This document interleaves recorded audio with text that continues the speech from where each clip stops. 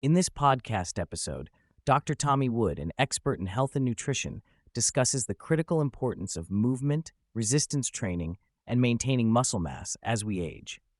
He also explores the complexities of alcohol and caffeine consumption, their impacts on health, and the vital role of nutrition in supporting brain health. Through a holistic approach, Wood emphasizes practical strategies for enhancing overall well-being and cognitive function. Wood emphasizes the significance of physical activity as we age, particularly for those who are already active, such as individuals who can maintain a daily 30-minute walk. He introduces his concept of a movement pyramid, where the foundation is reducing sedentary behavior. This can be achieved through strategies like using a standing desk or incorporating movement snacks, short bursts of activity throughout the day. Following this, brisk walking is highlighted as a beneficial activity, with studies indicating that increasing daily steps can significantly lower mortality and disease risk. As individuals progress in their fitness journey, Wood advocates for resistance training, which is crucial for maintaining muscle mass and strength, especially as we age. He explains that muscle mass naturally declines with age, but strength diminishes even more rapidly. This loss of strength is particularly concerning because it affects stability and mobility, increasing the risk of falls and injuries. Resistance training helps preserve fast-twitch muscle fibers, which are essential for quick reactions and overall metabolic health. Wood broadens the definition of resistance training beyond traditional weightlifting in gyms. He argues that any activity that involves moving against resistance counts, such as carrying groceries, doing bodyweight exercises, or even engaging in activities like yoga and Pilates. The key is to find ways to challenge oneself physically, progressively increasing the difficulty of exercises to continue building strength. He emphasizes that even simple movements can be effective as long as they are performed with enough intensity to reach a point of muscular fatigue. After establishing the importance of resistance training, Wood discusses high-intensity interval training, (HIIT), as the next level in his movement pyramid. While brisk walking provides cardiovascular benefits, HIIT can lead to different physiological adaptations. He notes that while endurance training can be beneficial, it is not necessary for everyone, especially those who are primarily focused on improving their health. The main takeaway is that any form of movement is better than none, and individuals should find activities they enjoy and can sustain. Wood highlights the connection between muscle mass and brain health, noting that maintaining muscle is vital for cognitive function as we age. He references studies showing that individuals with higher muscle mass tend to have better health outcomes, including lower mortality rates. However, he clarifies that more muscle does not necessarily equate to better health. Rather, it is about having enough muscle to support overall function and strength. He emphasizes that strength relative to muscle mass is a critical factor in predicting cognitive health and longevity.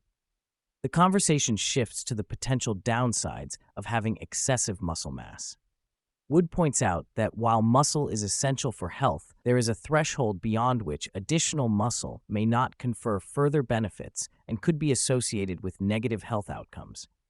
He explains that the focus should be on functional muscle, muscle that supports strength and mobility, rather than simply increasing muscle size. This perspective aligns with observations from longevity hotspots, where individuals tend to have lean, functional physiques rather than excessive muscle mass. Wood discusses the importance of protein intake in conjunction with resistance training. He notes that adequate protein is necessary for muscle repair and growth, particularly for those engaging in strength training. He acknowledges that while many people may not consume enough protein, there is a balance to be struck. He references the debate surrounding protein consumption in various populations, including those in blue zones, where dietary patterns may differ significantly from Western diets. Creatine emerges as a key supplement in Wood's discussion. He advocates for its use due to its benefits for muscle function, cognitive performance, and overall health. He explains that creatine supplementation can enhance strength and has been shown to have positive effects on brain health, particularly in older adults. He emphasizes the importance of choosing high-quality supplements and being aware of potential impurities in lower quality products. The conversation also touches on alcohol consumption. Wood explains that while moderate alcohol intake has been associated with some health benefits, it is essential to consider the context and potential downsides. He notes that drinking more than one drink per week may not provide additional benefits and could be detrimental to health, particularly concerning brain volume and cognitive function. He encourages individuals to reflect on their drinking habits and consider alternatives, especially if alcohol is used as a coping mechanism for stress. Wood emphasizes that while alcohol can be problematic for many, it is essential to avoid a blanket statement that no one should drink.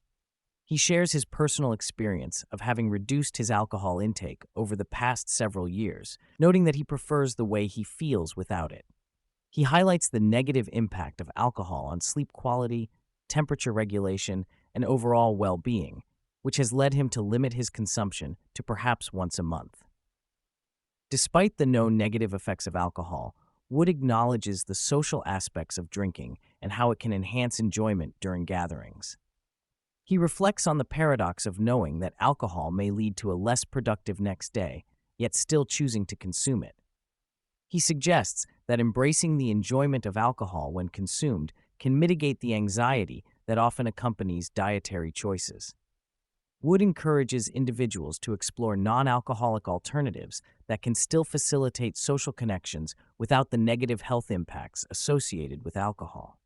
He emphasizes that maintaining social ties is crucial for overall well-being, and finding ways to engage socially without alcohol can be beneficial.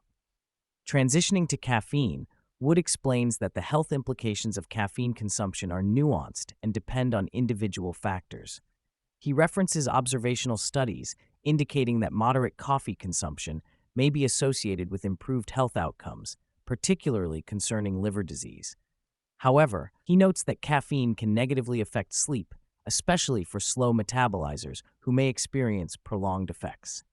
Wood shares his personal strategy of avoiding caffeine after midday to prevent sleep disturbances. He discusses the cognitive effects of caffeine, noting that while it can enhance reaction times, it may impair performance on complex tasks. This highlights the importance of understanding individual responses to caffeine, as some may thrive on it while others may experience adverse effects. Wood emphasizes the significance of maintaining brain health throughout life, particularly as cognitive decline becomes a pressing concern with aging populations. He discusses the role of exercise in promoting brain health, citing studies that show brisk walking can increase the size of the hippocampus, a critical area for memory. He advocates for regular physical activity as a means to support cognitive function and overall health.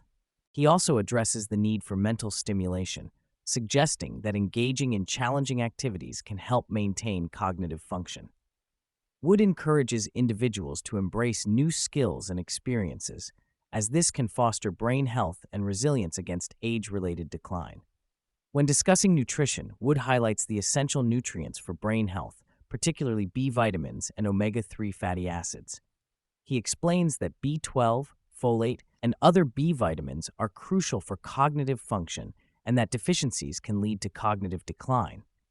He stresses the importance of obtaining these nutrients through a balanced diet, particularly for those who may not consume animal products.